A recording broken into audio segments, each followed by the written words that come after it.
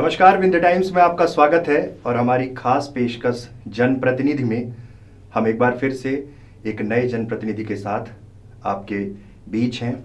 जनप्रतिनिधि तो ये पुराने हैं, वर्तमान में कांग्रेस से विधायक हैं और बहुत तेज तर्राट नेता हैं। सुखेन सिंह मन्ना जी, बहुत बहुत स्वागत है आपका। सबसे पहले ये बताइए कि ये राजनीतिक सफ़र कैसे शुरू हुआ? देखिए, मैं 1988 87 88 उस समय कॉलेज का वो था। अब कॉलेज टाइम से थोड़ा बहुत स्वाभाविक है, कॉलेजों में चुनावी राजनीति ये सब तो होता ही रहा। फिर कॉलेज में रहे।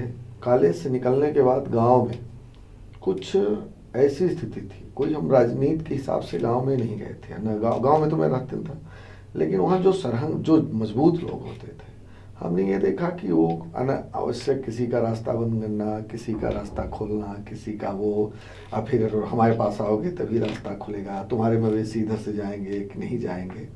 तो ये बात मुझे नागवारा गुजरी, तो मैं उनके खिलाफ खड़ा हुआ। जबकि हमारे पिताजी, हमारे बब्बा, हमारे परिवार के लोग काफ़ी संपन्न थे, लेकिन कहीं न कहीं जन कम होने के कारण, व्यक्तिगत घर में जन कम होने के कारण उस बात के खिलाफ नहीं बोल पाते थे।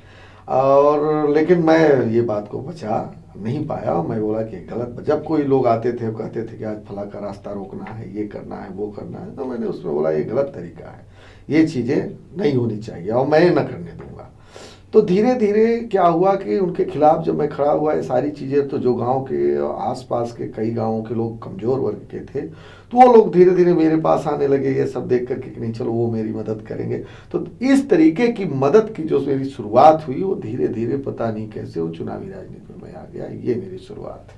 वहाँ से यूथ कांग्रेस के रास्ते आप विधानसभा तक पहुँचे हैं। हाँ जी। फिर क्या हुआ कि जब मैं चर्चित हो गया थोड़ा, एक दो चार गांवों में, 6 गांवों में, तो उसी समय कुंवर अर्जुन सिंह जी दाऊ साहब का उस समय मानव संसाधन मंत्री बने थे, और उस समय युवक कांग्रेस मुकेश नायक जी अध्यक्ष थे, और प्रदेश जिले में को तो ध्यान नहीं कौन अध्यक्ष था, अरुण सिंह साहब थे।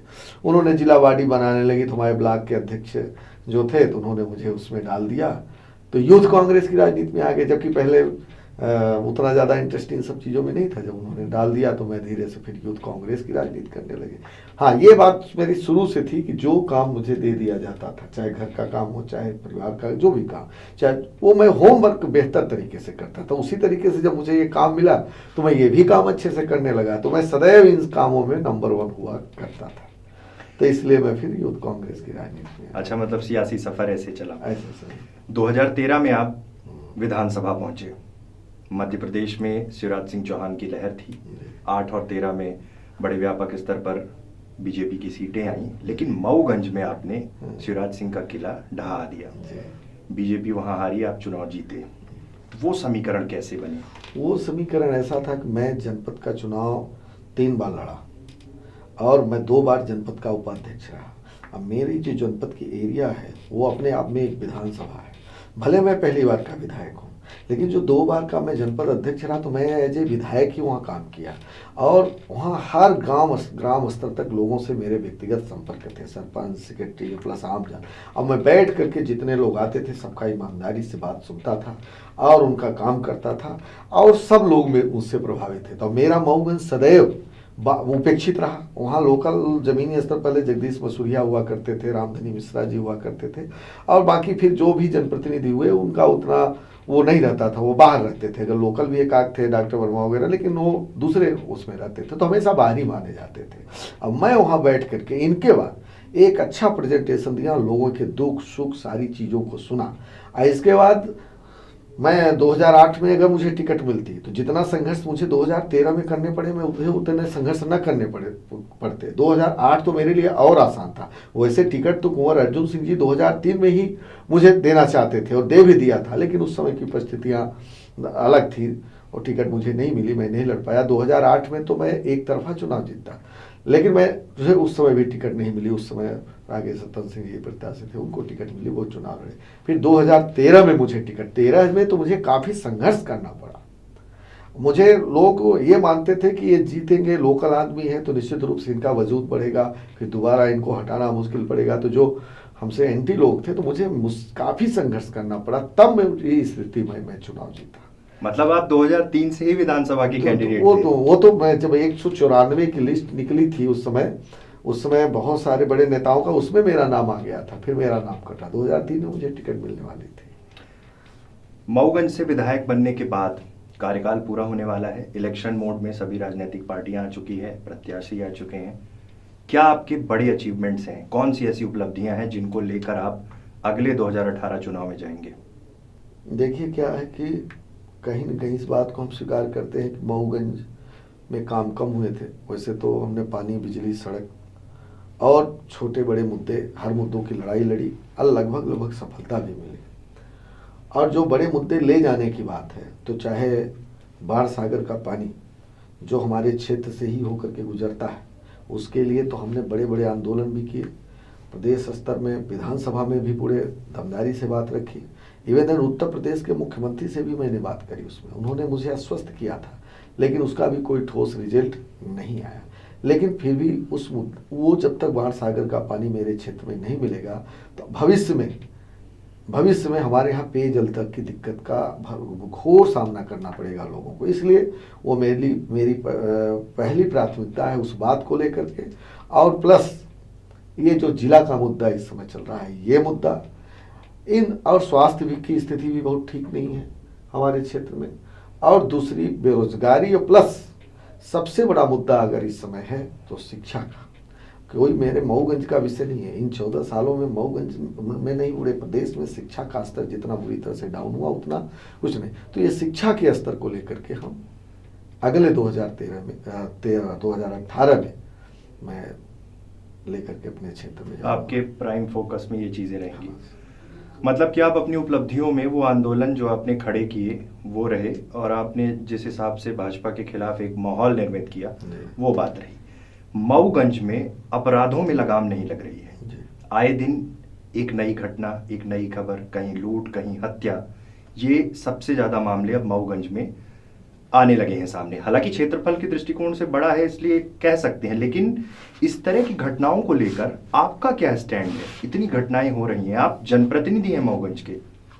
देखिए ऐसा है, ये आंकड़े निकालोगे आप तो ऐसा नहीं कह सकते सिर्फ मऊगंज में घटनाएं घट रही हैं। ये तो आज पूरे प्रदेश की हालत है। जिले की हालत आप देखो क्या है। कई घटनाएं घटी जिसका आज तक कोई खुलासा नहीं हो पाया। लेकिन अगर आप मऊगंज की बात करते हैं, ज़्यादा स्वाभाविक है कि हमारा बॉर्डर है, और बॉर्डर क्षेत्र होने के नाते कुछ हो सकता है कि कुछ घटनाएं ज़्यादा हों, कि घटना लोग किए, उत्तर प्रदेश भाग गए, उत्तर प्रदेश जुड़े होने के कारण। लेकिन जितनी व्यवस्थाएं बॉर्डर के क्षेत्रों में होनी चाहिए, उतनी व्यवस्थाएं जब पूरे प्रदेश में नहीं है तो वहाँ भी नहीं है। तो हमारा ये भविष्य में प्रयास रहेगा कि सुरक्षा व्यवस्था को लेकर के और इन सब चीज़ों को लेकर के हम और उसकी भी लड़ाई लड़ें और उसको हम निजात दिलाएं। और बाकी तो अपराध की स्थिति तो बढ़ी है, इसमें कोई शक, इसको हम स्वीकार करते हैं कि बढ़ी है, पूरे मऊगंज में नहीं, पूरे जिले में, पूरे प्रदेश में। एक चौरा घाट का मुद्दा है। पूर्व विधायक लक्ष्मण तिवारी का कहना था कि मेरे प्रयासों से हैदराबाद और दिल्ली से मैं एनओसी लेके आया, फिर वो सारी चीज़ें ठंडे बस्ते में चली गई। इस बार अब फिर से उनकी कोशिश है कि अगर शिवराज सिंह चौहान आते हैं तो फिर उसका भूमि पूजन फिर किया जाएगा। ये पूरे मामले में ये प्रयास उस समय ही किए गए थे या फिर आप जब बने विधायक उसके बाद ये प्रयास हुए? देखिए, हम ये कहना चाहते हैं कि वैसे तो चौरा घाट ये 50 सालों के, हम कहते हैं लक्ष्मण तिवारी जी मनिगवा से जाकर के चौरा घाट की बात थोड़ी करने लगे।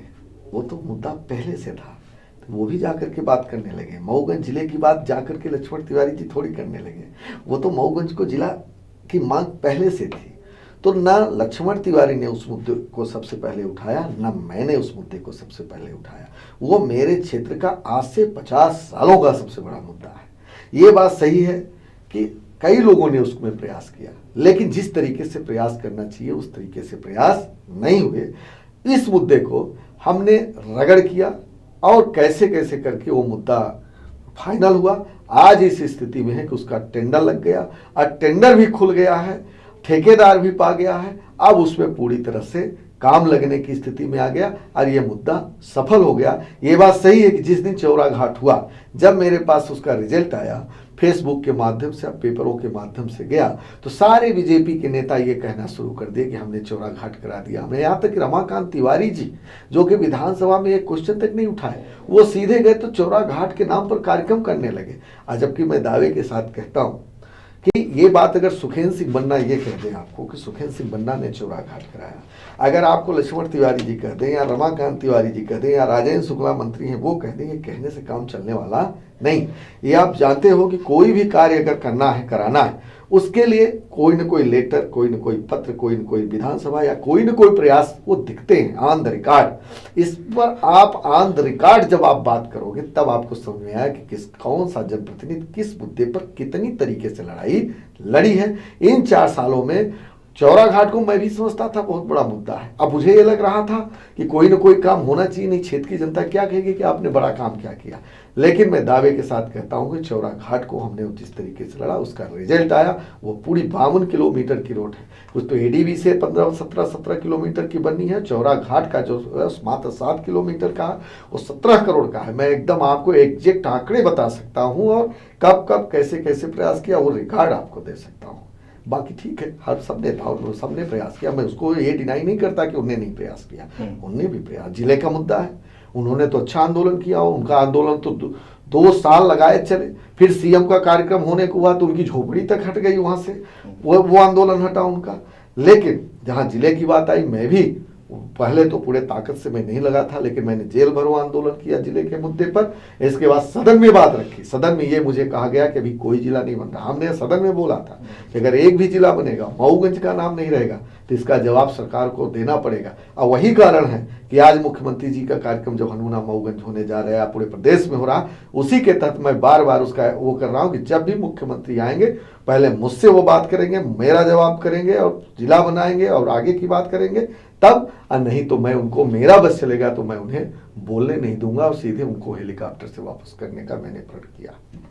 मीडिया रिपोर्ट्स कुछ समय पहले आई, आपका एक बयान आया कि अगर मुख्यमंत्री मऊगंज को जिला बनाने में मुझे बाधा समझते हैं तो मैं मऊगंज को वो जिला बना दें, मैं विधानसभा का चुनाव नहीं लड़ूंगा। अगर हमने ये बात कही है, मैं उससे पीछे नहीं हट रहा हूं कि मुख्यमंत्री जी ये कहते हैं कि यहाँ का विधायक नहीं है, बीजेपी का विधायक नहीं है, इसलिए जो है तो हम जिला नहीं बनाएंगे। उस शर्त पर हमारी बात है कि मुख्यमंत्री जी कहें कि आप अगला चुनाव नहीं लड़ो, हम जिला बना रहे हैं, ये तो मैं बिल्कुल नहीं लड़ूंगा। मेरे उनके वादे मतलब मुख्यमंत्री ने कह दिया कि हाँ मैं जिला घोषित करता हूँ, आप चुनाव मत लड़ो। अच्छा, हाँ, मुख्यमंत्री को कहना पड़ेगा सामूहिक रूप से बात।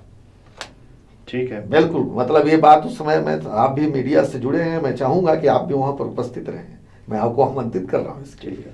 बात हमारी उनकी दमदारी से होनी चाहिए। ठीक है, अगर घोषणा कर देते हैं और अगर ये बात होती है और कहते हैं कि ठीक है, इसमें जो अड़चन थी, जो आपने बोला है अपने स्टेटमेंट में कि अगर उनको लगता है कि मैं अड़चन हूं तो मैं चुनाव नहीं लड़ूंगा, तो फिर क्या करेंगे? फिर आप बिल्कुल, हम ये कह रहे हैं कि अगर उन्होंने कहा कि भाई हम आप चुनाव मत लड़ो, मैं जिला बना रहा हूं, मैं सहर्ष स्वीकार करता हूं।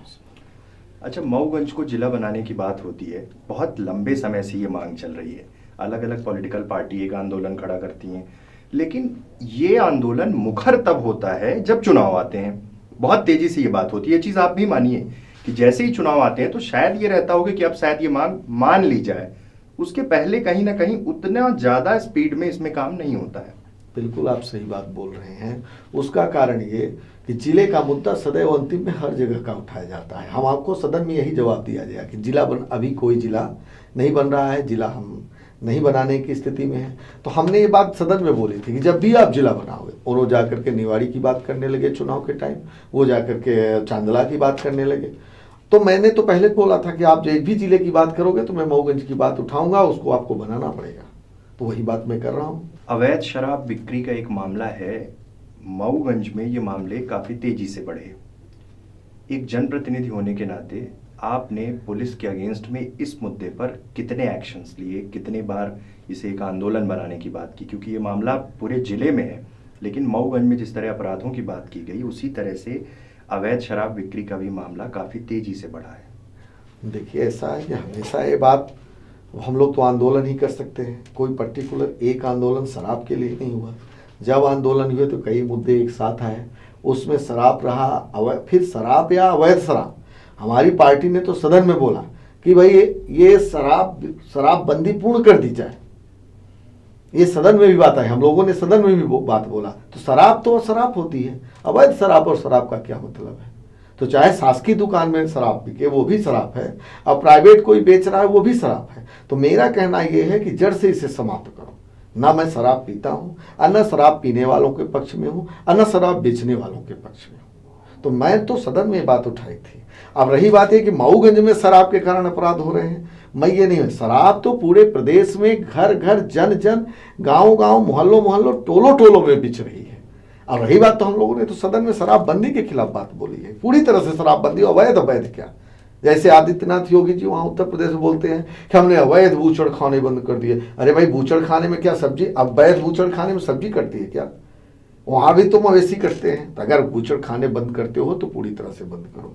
उसी तरीके से शराब बंद करनी है तो पूरी तरफ से शराब बंद। वैध अवैध का मतलब क्या होता है? आपके ऊपर एक आईएफएस अधिकारी को थप्पड़ मारने का आरोप है, आपके ऊपर, आपके मऊगंज के टीआई के ऊपर मारपीट के उसमें आपको मुख्य आरोपी बनाया गया है। एक जनप्रतिनिधि है, इस तरह की चीजें होती रहती हैं।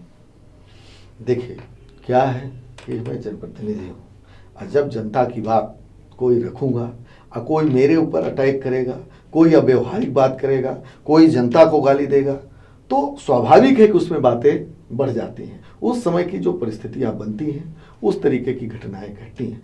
जो टीआई मलिक का सवाल है, ये आज से 2012 की घटना है। 2012 की घटना में इस तरीके से तांडव उसका था, लूटपाट थी, जनता त्राहि त्राहि कर रही थी। हमने आंदोलन किया, जब आंदोलन किया हुआ है, अब बदतमीजी से बात करने लगे। मैंने नहीं झगड़ा किया, लेकिन लोगों ने ही उससे झगड़ा कर दिया। अब फिर उनने पुलिस बल के तरीके से मारपीट शुरू करा दी, तो उसमें दंगा हो गया। 3 दिन तक ये दंगा चला था। तो उसमें कोई मैंने मारपीट नहीं की थी, उसमें जो है तो परिस्थितियों के कारण विवाद हो। इस कारण से अब यार, ये तो स्वाभाविक है कि मैं अगुआ हूँ, तो मेरे ऊपर आरोप आएगा कि नहीं आपने जो है तो झगड़ा करा दीजिए। अब रही बात पीके सिंह थप्पड़ की बात आपने करी है, ये रेलवे स्टेशन का मामला है। मैं आपको अच्छा से बताता हूँ, ऑन द रिपोर्ट। ये बात सही है कि हमने उनको एक झापड़ मारा था, लेकिन उसके पीछे उनने क्या किया, एक आईएएस अफसर दारू पिए था, उसने पूरे 229 विधानसभा के विधायक सदस्यों पर आरोप लगाए 7 विधायकों के ऊपर आरोप लगाए। हमारे साथी विधायक सुंदरलाल तिवारी थे, उनके ऊपर गंभीर आरोप लगाए। पैसे रुपए के लेन देन के लिए शीला त्यागी के ऊपर आरोप लगाए। उनने मुझसे भी कहा कि आप जो है विधानसभा में क्वेश्चन लगाओ और आप भी ऐसा करो। ये सब विधायक सब एक जैसे होते हैं। और उन्होंने मुझे धक्का तक मारा, और जब धक्का मार दिया तो बताइए इसमें हमें क्या करना चाहिए? ये अगर मेरा गनमैन क्यों दिया जाता है? एक सुरक्षा के लिए। अगर गनमैन झगड़ा करता तो दूसरे तरीके की बात बढ़ सकती थी, लेकिन अगर मैंने अपने तरीके से बचाव अपना खुद ही कर लिया तो कोई गलती थोड़ी करी। अब इसको चाहे आप थप्पड़ मारना कह दो, चाहे जो कह दो, आरोप तो मेरे ऊपर लग ही जाते हैं। दरअसल कांग्रेस क्या है कि गांधी के विचारों की पार्टी है, उनके मूल्यों पे काम करने की बात होती है। इसलिए कई बार जब ऐसी घटनाएं होती हैं तो सीधे गांधी से जोड़ने की बात होती है कि भाई ये जिन आदर्शों को लेकर ये पार्टी काम कर रही। आपने कहा अगर गनमैन तक बात होती तो झगड़ा और बढ़ जाता। गनमैन तो गन से लेस होता है। हाँ, वो तो उसमें पीछे किया उसको। भाई इसी में सुभाष चंद्र बोस भी थे, इसी में भगत सिंह भी थे, गांधी जी के पार्टी में थे, क्योंकि दूसरे पार्टी थोड़ी थे। वही कांग्रेस है, वही आजादी की पार्टी है। तो आजादी के लिए तो बहुत सारे लोग फांसी पर भी झूले। सुभाष चंद्र बोस ने भी अपना अलग वो चलाया, तो क्या वो कांग्रेस के मतलब ये दौर चलता रहेगा अगर ऐसी कुछ बात हुई और भाई इस तरह की झड़प हुई तो ये बात तो मैं नहीं कहता कि ये बात चलती रहेगी, लेकिन क्रिया की प्रतिक्रिया होती है। हमारे कहने का मतलब ये कि कोई बात कहे हम उसका जवाब न दें तो उसको ये लगेगा कि मैं स्वीकार कर रहा हूं। तो हमारे कहने का मतलब मैं झूठी बात थोड़ी स्वीकार करूंगा। मैं अगर अपनी बात पर सही हूं तो हमें अपनी बात बेबाकी से रखनी पड़ेगी। अब उसमें किस हद तक बात चली जाती है अलग विषय है। कुछ दिन पहले रीवा सर्किट हाउस में दीपक बाबरिया आए थे। आप मुस्कुरा रहे हैं, मतलब आप सवाल भी समझ रहे हैं। वहाँ पे उन्होंने एक बयान दिया, उसके बाद रात में एक झड़प हुई, बहुत सारे पार्टी वर्कर्स का नाम आया, आपके साथ वाले कुछ लोगों को नोटिस भी जारी किया गया, निष्कासन भी हुआ। ये पूरा घटनाक्रम हुआ। हर बार मीडिया रिपोर्ट्स में आपका नाम आ रहा था कि आपके सहयोगी, आपके साथ वाले। इस तरह में आपको क्या लगता है ये कांग्रेस के लिए डैमेज नहीं है? देखिए, निश्चित रूप से जब किसी घर परिवार में विवाद होते हैं तो स्वाभाविक है कि कुछ दिन के लिए घर परिवार में भी अशांति होती है। कांग्रेस एक बड़ा परिवार है। वो मेरे आदमी नहीं है, बल्कि वो दीपक बावरिया के आदमी है, वो राहुल गांधी के आदमी थे। कुछ बातों को लेकर के उनको मन में खिन्नता आई, अंदर गए, अपनी बात रखे, उन्होंने नहीं सुनी, हार्ट अटैक हो गई। उसमें कोई बहुत बड़ी बात नहीं थी। ये बात सही है कि अनुशासन के लिए कुछ लोगों पर कार्रवाइयाँ उनको करनी थी। अगर उनको ये लगा कि इन लोगों ने एक बड़े नेता से ठीक से बात नहीं किया तो उस तरीके से कार्रवाई की गई। अब आरोप तो बाहर से लोग, मीडिया के लोग अलग तरीके से छापते हैं, किसी के कहने में भी कभी कभी छाप देते हैं कि ऐसा छापोगे तो ये नुकसान होगा, ऐसा करोगे तो ये नुकसान होगा। और खासकर सारे पेपरों ने तो ऐसा कुछ नहीं छापा था कि ऐसी कोई बात। एक आध पेपर हैं जो हमसे खासकर दुश्मनी रखते हैं, अगर उनने ऐसा कुछ लिखा तो उनकी तो परंपरा। नहीं, देखिए, मीडिया की कोई दुश्मनी कांग्रेस से, बीजेपी से कुछ नहीं है, लेकिन आपसे मैं ये पूछ रहा हूँ कि इसको आप एक पॉलिटिकल डैमेज मानते हैं पार्टी का? देखिए, मैं ये कहाँ कर, मैं बिल्कुल मानता हूँ कि घर में, किसी घर परिवार में अगर भाई भाई का झगड़ा भी हो जाए तो कुछ दिन के लिए घर में अशांति होती है, तो मैं स्वीकार कर रहा हूँ। तो उसी तरीके से घर परिवार के लोग हैं, कहीं कोई बात हो गई नहीं होगी तो उसके खिलाफ, उनके खिलाफ एक पार्टी फोरम के अनुसार उनके खिलाफ कार्रवाई हुई, अगर उनको ऐसा लगा तो। लेकिन उस बयान से कहीं ना कहीं एक उथल पुथल तो थी। देखिए, क्या है कि वो बड़े नेता हैं, बड़े नेता, उन्होंने कैसे बयान दिया, कैसे बदला, ये तो उनको खुद ही तय करना पड़ेगा। हम लोग कांग्रेस के एक छोटे सिपाही हैं, उस मुद्दे पर मैं ज़्यादा नहीं बोलना चाहता, ये उनका व्यक्तिगत मैटर है। आपके खिलाफ क्षेत्र में कुछ नेता सक्रिय हुए, बीजेपी ने फिर से तैयारी शुरू की है। कई बार स्थानीय मंत्री राजेंद्र शुक्ला के भी चुनाव लड़ने की बात आती है कि वो मऊगंज से चुनाव लड़ सकते हैं। उनके लड़ने की परिस्थिति में कैसी स्थितियां होंगी? देखिए, क्या है कि बीजेपी बा को वर्त तो देने वाली नहीं, कोई न कोई खड़ा होगा। पहले लक्ष्मण भैया लड़े, अब हो सकता है राजेंद्र शुक्ला जी लड़े या कोई और लड़े। जो भी लड़ेगा तो चुनाव अपना लड़ेगा, हम अपना लड़ेंगे। कोई वो मेरे खिलाफ थोड़ी लड़ गया, तो पार्टी उनको लड़ा रही है। जैसी परिस्थिति होगी उस तरीके से देखा जाएगा। बाकी तो वहाँ की परिस्थितियों पर है।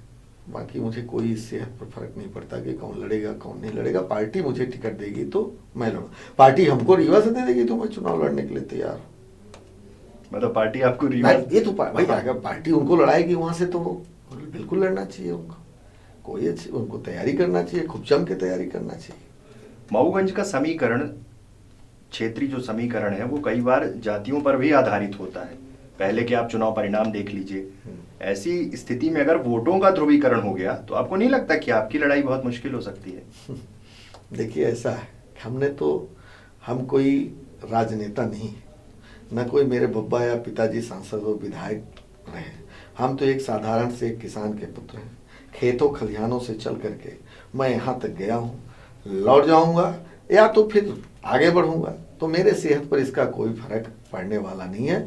कौन इनाइट होता है कौन नहीं होना है। अगर जनता के बीच में हमने बेहतर प्रेजेंटेशन दी है, बेहतर काम किया है, अब मऊगंज के सम्मान को हमने अगर आगे बढ़ाया है, अगर मऊगंज के युवा, मऊगंज के किसान, मऊगंज के गरीब, मऊगंज के सारे वर्ग के लोग अगर ये महसूस करते होंगे कि सुखेंद्र सिंह ने हमारा आन मान सम्मान का ख्याल रखते हुए उनको आगे बढ़ाया है, तो मैं समझता हूँ कि कोई दिक्कत नहीं। सोशल मीडिया पे आपने एक बहुत बड़ी टीम खड़ी कर रखी है। मऊगंज के युवा मतलब बहुत बेबाकी से आपकी बात रखते हैं, आपको हर पोस्ट में लेके आते हैं।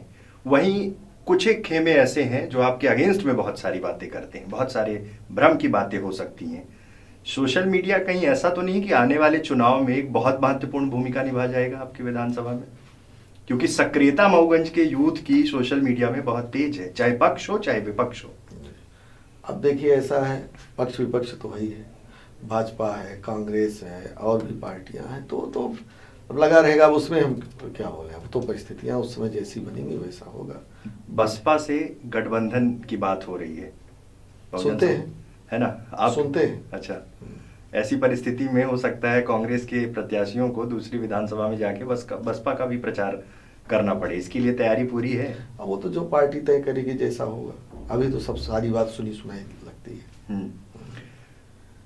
वर्तमान राजनीति आप बहुत करीब से देख रहे हैं, युवाओं की एक बड़ी टीम लेकर आगे चल रहे हैं। वर्तमान राजनीति में आप कैसे परिवर्तन देख रहे हैं? देखिए, क्या है, हम लोगों ने राजनीति आज 88 से लेकर के 89 90 से लेकर के अभी तक देख रहे हैं।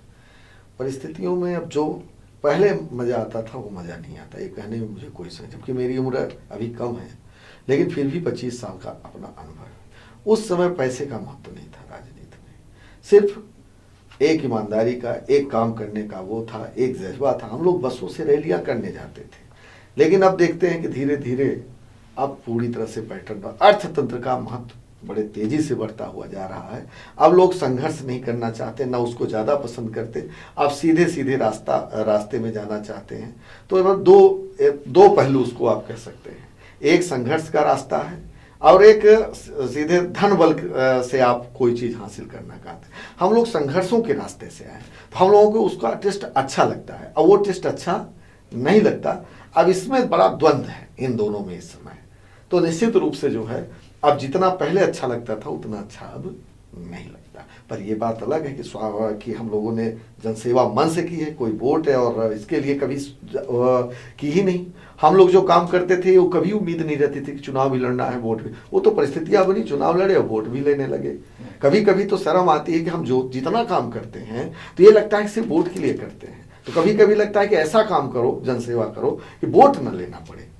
तो अब ये क्या है कि अब तो सिर्फ पैसे इसलिए खर्च किए जा रहे हैं राजनीति में कि हमें सिर्फ वोट लेना है और सांसद विधायक बने हैं।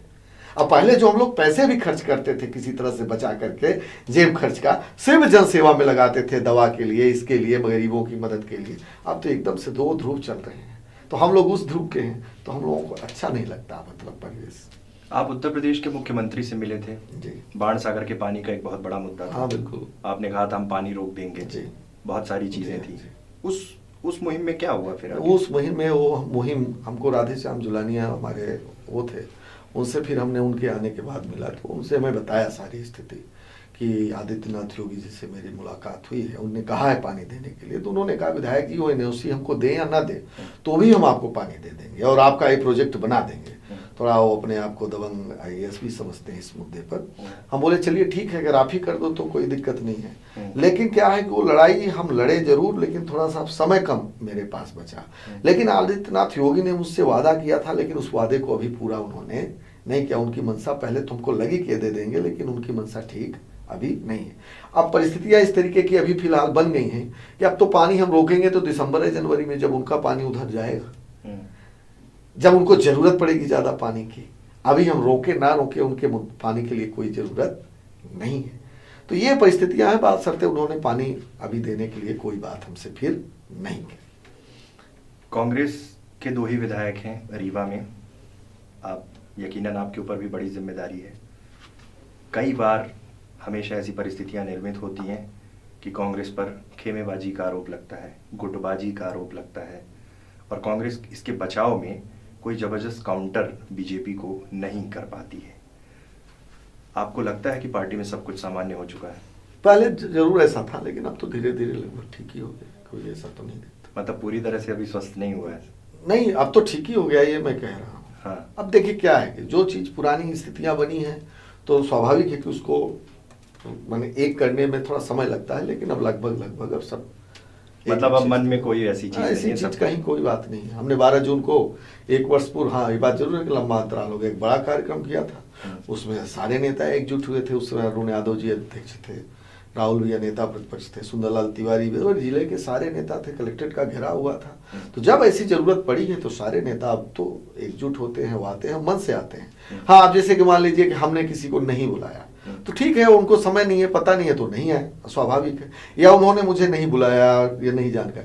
अब बाकी पार्टी के जितने लगभग कार्यक्रम हो रहे हैं तो लगभग तो अब सब एकजुटता से जाते हैं, कोई ऐसी बात। 2018 विधानसभा चुनाव के लिए सुखेंद्र सिंह बन्ना का क्या विजन है? ये लड़ाई किस रूप में आप देखते हैं? किस तरह से आप आगे बढ़ेंगे? कैसी रणनीतियां होंगी? हमारी कोई रणनीति नहीं है, हमारा रूटीन है। मैं तो बताया ना आपसे, मैं अपने रूटीन में सारा काम करता हूँ। मैं जैसे चल रहा हूँ वैसे मैं 5 साल चला। 5 साल में ऐसा नहीं था कि मैंने 2-3 साल क्षेत्र में नहीं गया या 2-3 महीने नहीं गया या मैंने कुछ किया नहीं, अब मुझे चुनाव की तैयारी करना है। जैसे नहीं होता कि कोई स्टूडेंट मतलब सिर्फ एग्जाम आते हैं तब पढ़ते हैं। हम लोगों ने तो रूटीन में सारा काम किया है। डेली मेरे कार्यक्रम रहते हैं, डेली मेरे दौरे रहते हैं। और मैं रूटीन में जब सारा काम कर रहा हूँ, जिस दिन चुनाव आएगा फॉर्म डालूंगा उस दिन भी मेरा रूटीन के हिसाब से सारा काम होगा। अब मैं रूटीन में अपने क्षेत्र में रहूंगा। मेरा कोई विजन नहीं है, ना कोई इस तरीके से कि एक्स्ट्रा कुछ करना है, कुछ भी नहीं हो, तो मेरा रूटीन है। मऊगंज को जिला बनाना है ना। वो तो देखिए, वो तो मैं पहले भी आपको बताया कि ये मुद्दे लेकर के तो मैं चल ही रहा हूँ। जिले की बात है, बाणसागर पानी की बात है, शिक्षा सबसे बड़ी बात है, स्वास्थ्य की स्थितियां ठीक, हमने उससे जिला अस्पताल हमने कराई है, जिला चिकित्सालय के रूप में मैंने करा दिया है, पिपराही को स्वास्थ्य केंद्र करा दिया है और सारी चीज़ किया। बशर्ते ये जो 2-4 बड़े मुद्दे हैं, शिक्षा, स्वास्थ्य और बाणसागर जिला, ये 3-4 मुद्दे तो मेरे अगले चुनाव जीतने के बाद की बात है। चुनाव जी, ये जनता के बीच में मुझे बताने की जरूरत नहीं कि मैं जिला की लड़ाई लड़ूंगा कि बाणसागर की लड़ाई लड़ूंगा, ये तो जनता जान ही रही है। रोज मेरे साथ 10,000 20,000 के लोग, जब मैं आंदोलन करता हूं तो 20,000 के लोग आकर के जिंदाबाद करने लगते हैं। जिला हमको बनाना है, वो तो खुद ही बना रहे हैं, वो तो जान ही रहे हैं, तो उसमें हमको बताना थोड़ी, वो तो सब जान रहे हैं। देखिए, शायद इस बार घोषणा हो जाए, मुख्यमंत्री आ रहे हैं, घोषित कर देते हैं तो मैं मानूंगा कि हमारा प्रयास सफल रहा।